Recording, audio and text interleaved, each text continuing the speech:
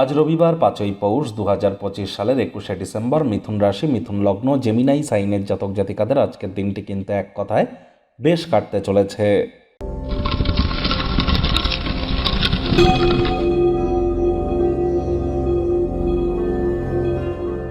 ভিডিওটির শুরুতেই স্ক্রিনে আপনারা দেখতে পাচ্ছেন সূর্যদেবের প্রণাম মন্ত্র। ওম জবা কুসুম শঙ্কাশং কাশ্যপেয়ং মহাদুতিম ধন্তারিং সর্বপাপঘ্নং প্রণতহস্মি দিবাকারম। এটি আপনারা সকাল সকাল ঘুম থেকে উঠে সূর্যদেবকে প্রণাম করে 7 বার এই মন্ত্রটি জপ করে দিন শুরু করুন। এটি আপনাদেরকে বহুলাংশে উপকৃত করবে। আর যদি না পারেন তাহলে বলুন 7 বার ওম ঘৃণী সূর্যায় নমঃ। এটিও আপনারা জপ করতে পারেন। আজ ভুলেও ব্ল্যাক বা ব্লু কালারের ড্রেস আজ যেন পরিধান করবেন না। বন্ধুরা, আগত বছর 2026 সালটি সূর্যের বছর, আর মঙ্গল কিন্তু মন্ত্রী।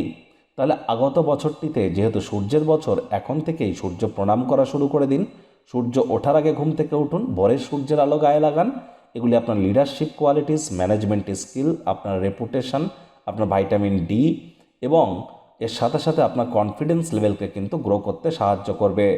সরকারি চাকরি প্রাপ্তি করবার জন্য কিন্তু সূর্যের মজবুতি অত্যাবশ্যক।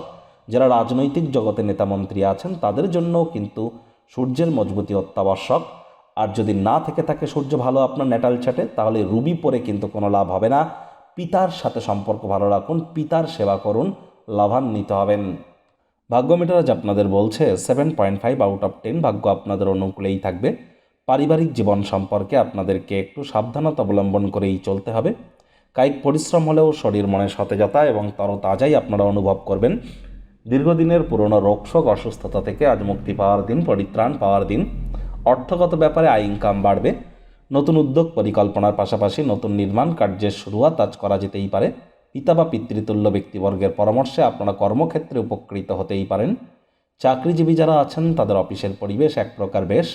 বস কলিগদের সাথে ভাব ভালোবাসাও বৃদ্ধি পাবে, কর্মে গতি অনুভব করবেন।